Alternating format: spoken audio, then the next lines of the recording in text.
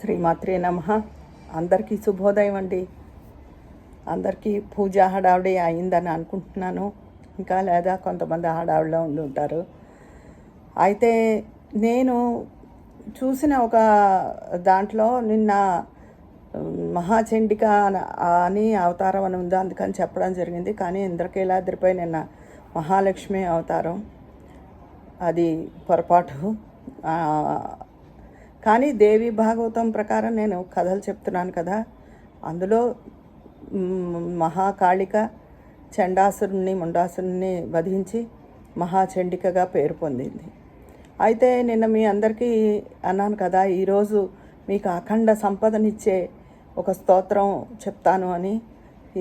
ఇంద్రకృత మహాలక్ష్మి స్తవం, అది నేను ఈ వీడియోతో పాటు పెడతాను. అందరూ చదువుకోండి. రోజు 3 మార్లు చదువుకుంటే పొగలు, మధ్యాహ్నం, సాయంత్రం ఈ 3 సమయంలోనూ, అంటే ఉదయం మధ్యాహ్నం 12కి, సాయంత్రం 5:30, 6:30 మధ్యలో, ఈ 3 త్రిసంధ్యలు అంటారు.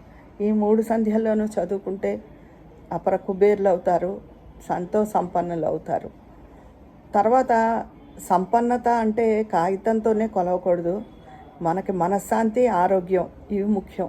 మనశ్శాంతిగా మనిషి జీవించగలడం చాలా సంతోషం కదా. అలాగే మనిషి ఉన్ననాళ్ళు ఆరోగ్యంగా ఉండడం, అంతకన్నా ఆరోగ్యమే మహాభాగ్యం. అది తర్వాత కాగితాలతో కూడిన ధనం కూడా మన దగ్గర ఉంటే అది ఇంకా సంతోషం అనుకోండి. అందుకని ఈ ఇంద్రుడు, ఇది ఎలా వచ్చిందంటే, ఇంద్రుడు ఒక గర్వంతో ఉండి దూర్వాస మహాముని శాపానికి గురయ్యాడు. ఆయన గురయ్యి నువ్వు రాజ్యాన్ని అన్నీ కోల్పోయి రాజ్యభ్రష్టుడు అవుతావు అని శపించాడు దుర్వాసుడు. ఆ శాపం వల్ల రాజ్యాన్ని అన్నీ కోల్పోయాడు ఆయన. లక్ష్మీదేవి స్వర్గలక్ష్మి, ఆవిడ లక్ష్మీదేవి గృహలక్ష్మి, స్వర్గలక్ష్మి రకరకాల రూపాల్లో ఉంటుంది ఆవిడ.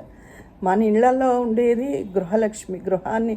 అందుకే ఎప్పుడైనా ఎవరైనా కొంతమంది కోపం వస్తే, ఏదైనా గొడవలు పడ్డ అదొక కొంప అలా అనేస్తారు. ఇంటిని ఎప్పుడు కొంప, ఏదో కొంప అలా చచ్చినా అనకూడదండి. ఇల్లు ఇల్లు ఇల్లు అంటే, ఒక ఇల్లు ఉండడం అంటే అది గృహలక్ష్మి అన్నమాట.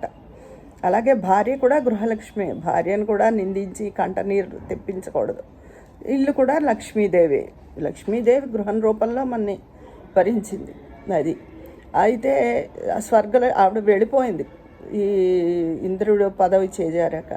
అప్పుడు అందరి సలహా మేరకు, దేవతల సలహా మేరకు, బ్రహ్మదేవుని సలహా మేరకు ఇంద్రుడు లక్ష్మీదేవిని ఎన్నో 10 లక్షల జపం చేసి ఈ స్తవాన్ని ఆయన విరచించి ఆవిడికి స్తోత్రం చేశాడు.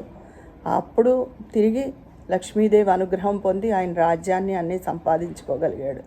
ఇది చాలా మహిమాన్వితమైంది. అందరూ తప్పకుండా చదువుకోండి, చాలా మంచి జరుగుతుంది. తర్వాత నిన్న చెప్పిన విషయాలకి చాలామంది మీరు చెప్పినది బాగుందమ్మా, ఇదే నిజమైన ప్రార్థన అమ్మవారికి, ఇలా మారితే అందరూ బాగుండు ఒకళ్ళేనా అని. కానీ దుష్ట స్వభావం ఉన్నవాళ్ళు వాళ్ళు ఇవి చూసి మారిపోతారు అని అనుకోను. కానీ ఇది 10 మందికి చేరి మంచి వైబ్రేషన్స్ వచ్చాయనుకోండి, మార్పు అదే వస్తుంది. మన విశ్వంలో కలిసే భావాలన్నీ ఎప్పుడూ మంచి భావాలు అయి ఉండాలి. అప్పుడు ఆటోమేటిక్గా మనుషులు కూడా మంచిగా మారుతారు. ఇప్పుడు అన్నీ కలుషితమైన భావాలు, కామం, డబ్బు, తిండి పిచ్చి, ఇవన్నీ ఈ భావాలే తిరుగుతున్నాయి విశ్వంలో. అందుకని అవే భావాలు మనుషులను ఆవరిస్తున్నాయి. అలా కాకుండా అందరూ సద్బుద్ధితో ఉంటే, కనీసం సగానికి మంది పైగా అయినా, 50% పైగా అయినా మంచి భావాలతో ఉంటే, ఆ భావాలు వెళ్ళి మిగతా వాళ్ళల్లో కూడా చేరి అందరూ మంచిగా మారడానికి అవకాశం ఉంటుంది. అందుకని మన భావం ఎప్పుడు మంచిదై ఉండాలి.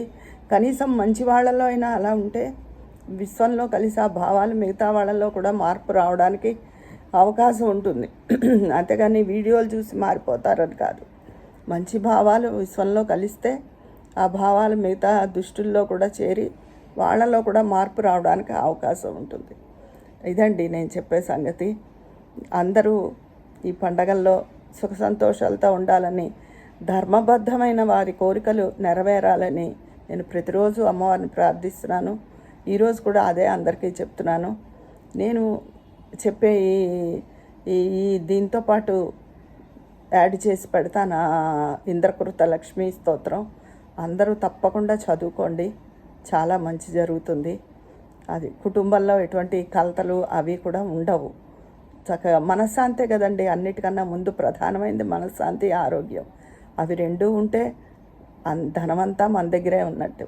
నిజంగా ధనం కావాల్సి ఇబ్బంది పడుతున్న వాళ్ళకి ధనం కూడా వస్తుంది. ఇదండి ఈరోజు నేను చెప్పే విషయాలు. మీ అభిప్రాయాలు కామెంట్ బాక్స్లో తెలియజేసేయండి. మరి అక్కడ మాట్లాడుకుందామా? ఉంటాను, మీ స్నేహితురాలు విజయ పన్నాల.